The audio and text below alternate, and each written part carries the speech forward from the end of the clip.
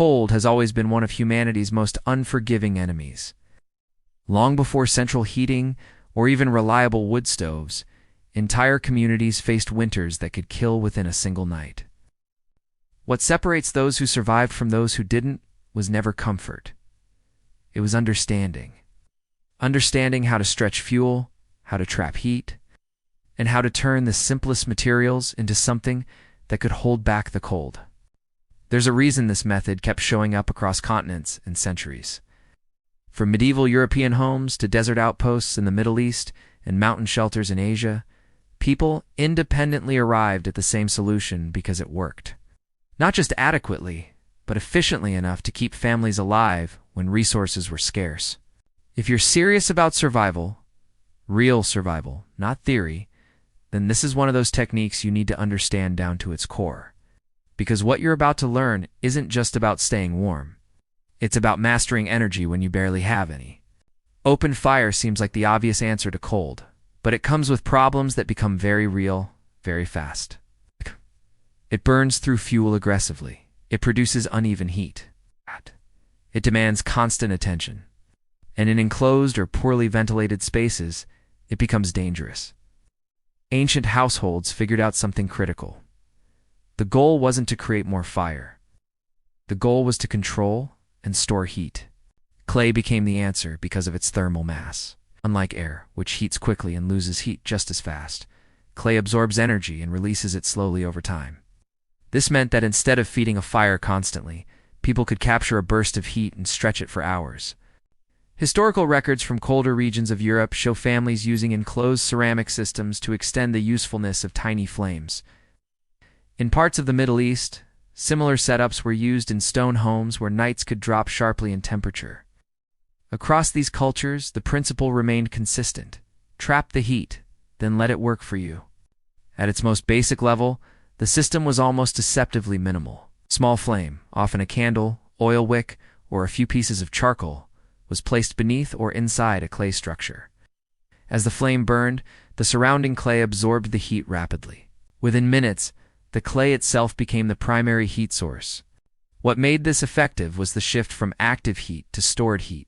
Instead of relying on a flame that fluctuates and dies quickly, the clay would continue radiating warmth long after the fuel had diminished. In real-world terms, that meant less fuel consumption and more consistent warmth.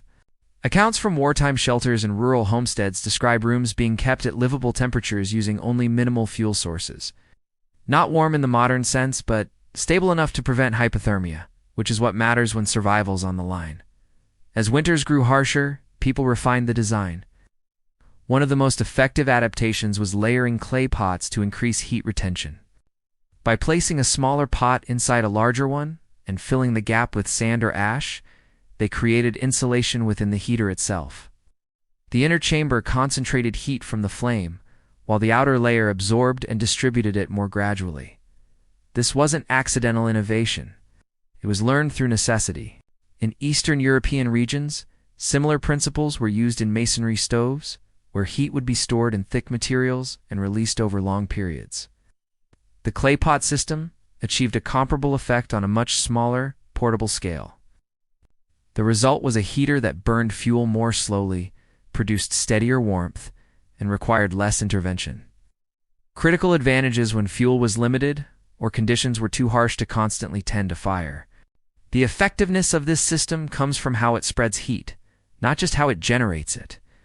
There are two processes working together, whether the user understands them or not. Radiant heat transfers directly from the warm clay to nearby surfaces, walls, floors, furniture, even your body. At the same time, gentle convection currents circulate warm air throughout the space. This combination matters. An open flame tends to create hot spots while leaving other areas cold. But a clay-based system distributes heat more evenly. Over time, the entire environment begins to hold warmth, not just the air immediately above the flame. Historical workshops and small dwellings relied on this effect. Craftsmen, working through winter, needed stable conditions, not bursts of heat.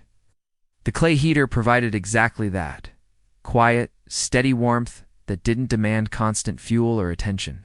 One of the most important things to understand is that this wasn't a single invention tied to one place.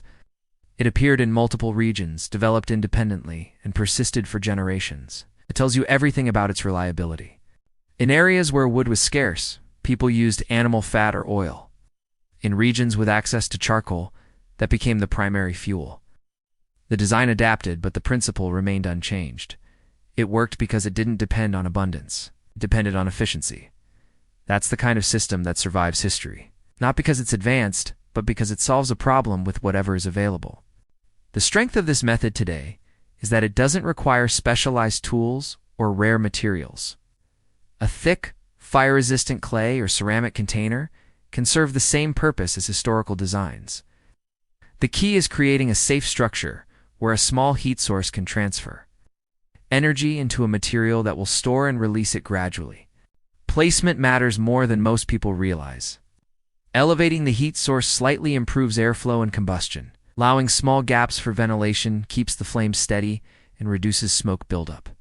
And most importantly, the entire setup must be on a stable, heat-resistant surface. Ventilation is not optional.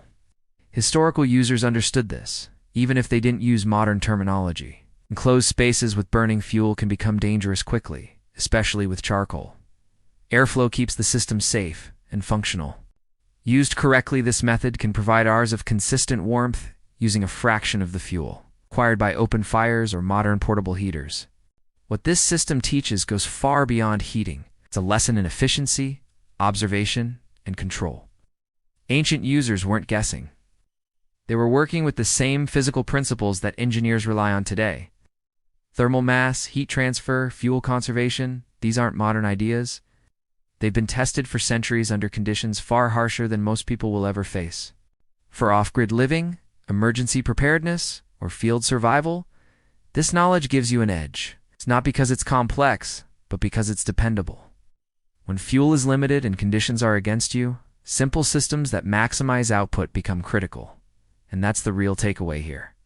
Survival isn't about having more resources. It's about using what you have better than anyone else. If you want more real-world survival methods pulled straight from history, techniques that actually worked when failure meant death, subscribe to The Intelligent Survival. Share this with someone who takes preparedness seriously. And stay ready for the next breakdown of forgotten skills that still hold power today.